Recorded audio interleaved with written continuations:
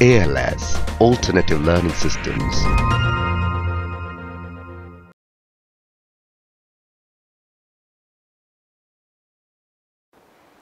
Small Island Developing States, SIDS, they are in great trouble because of the climate change and the effects of the climate change. They are the most vulnerable countries in the world which are most affected by the climate change and the rise in the sea level and other things. In fact, this group is known as Small Island Developing States, and they are predominantly, these islands are predominantly the Caribbean islands, the islands in the South Pacific, as well as various other island groups even in Indian Ocean like our Seychelles, Singapore, all those islands. And in fact, in the South Pacific, the Micronesia, the Melanesia, the Polynesian island groups, the entire Caribbean groups. So all of them will come under in the Caribbean islands like the Antigua, Barbuda, Bahamas, Barbados, all those countries, and even the smaller islands across the globe. Our countries in Seychelles, then Mauritius, all are coming under that category.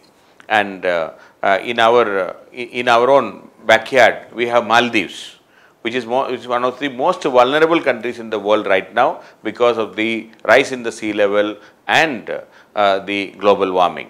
So, according to the various experts, if you look at the problem, if you see the problem statements, number one, 1/3 of the population living on the land and which are living at less than 5 meters above the sea level. I mean, from the sea level, they are living within 5 meters above the sea level. The threat of the sea level rise, storm surges, and coastal destruction pose an existential risk for the countries and especially this SIDS countries. So, there is an existential risk because of the rise in sea level, because almost 1/3 of their population are living between sea level to 5 meters above sea level. Then, but they are contributing less than 1% of the world's greenhouse gases. So, that is another very interesting thing. Their destruction or rather their contribution to greenhouse gases are very less than 1% of the total greenhouse gas emissions of the world. But they are the most affected countries. That is the sad aspect of it. And these countries are the first to experience the worst and the most devastating impacts of climate change.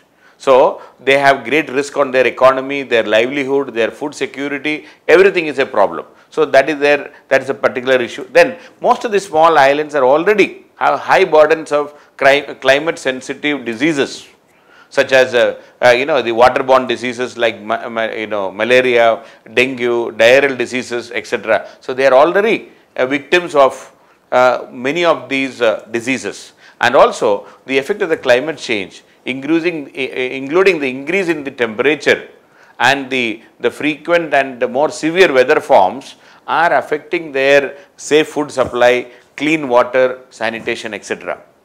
Also, the rising sea level are threatening the access to land in coastal areas, particularly low-lying islands. So, the land used for agriculture will no longer be usable because the salt water intrusion into their agricultural land. So, when the sea level is rising, the salt water is entering into the land and that is causing further damage to their agricultural land and the productivity of the agricultural land, especially in the low-lying areas. Then they are also affected by various diseases, especially the mosquito related diseases like malaria, dengue, Zika. All these are sensitive to climate change and the sensitive to increase in temperature and humidity. Both are all these diseases are because of, or rather its prevalence and the numbers are increasing because of the increase in temperature and humidity. So, during the 2015 Paris Agreement, the countries have agreed, the rest of the world has agreed to take action to limit the increase in the temperature, the global temperature within 2 degrees Celsius by the end of the century compared to what was there during the or before the Industrial Revolution. But the steps are very slow. After that only Americans have walked out of the Paris Climate Accord, as we know very well. and many countries have given big claims, tall claims were made, but ultimately they are not implementing what they are claiming. So there are many issues associated with that. And children, please note, children below the 5 years of age are under the maximum risk from climate sensitive diseases like malaria, diarrheal diseases, etc. Also floods and droughts both affect access of safe drinking water. These can lead to increased illness and deaths from waterborne diseases, and so there is an all round problems in the SIDS countries. But according to many experts and many environmental experts, these small islands can adapt to climate change with global support. If we all support, there is always a chance to adapt and find a way to mitigate and reduce the impact of the global warming. And generally it was felt that the people will have to abandon their islands and move away and migrate. So that is not entirely true. Okay, it would be a mistake to assume that their only option is to abandon their island and find a new place. That is not correct. If international community can agree on ways to limit greenhouse gases and aggressively pursue local adaptation, it may be possible to preserve many island nations and its cultures. And in fact, all SIDS countries have participated in the intended nationally determined contributions in the Paris Climate Accord.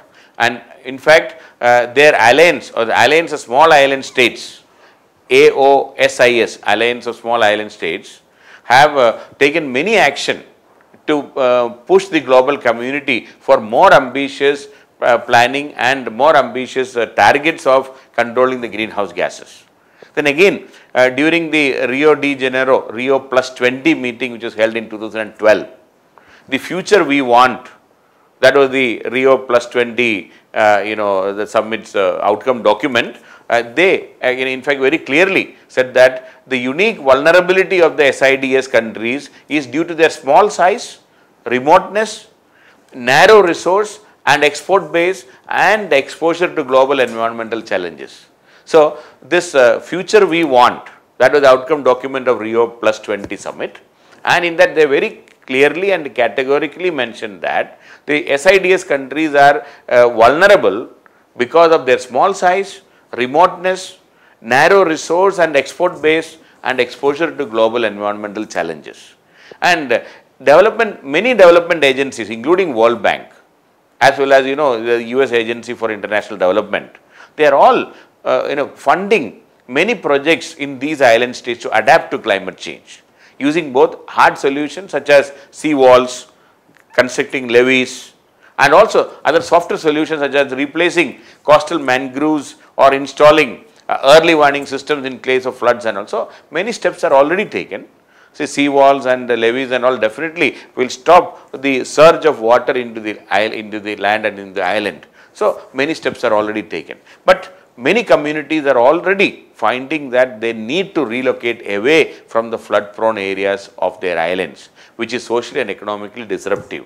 Even some of the countries like New Zealand, they are considering creating a new visa for people migrating from areas affected by climate change. So that's a welcome change, but this may be a final solution for all the people who are going to be affected by climate change, but definitely a welcome change. So they are also thinking in that line. So the small islands, okay, the small island developing states, the SIDS countries are the most vulnerable, and some of them may even disappear. That is what some of the doomsday prediction people claim, like countries like Maldives may even be wiped out from the face of the globe because of the rising sea level, which is a matter of concern for everybody. And many steps are already taken, but that may not be sufficient. Whatever little steps are taken right now may not be that sufficient. There has to be a concentrated global effort by the entire community, the global community, to control the greenhouse gases.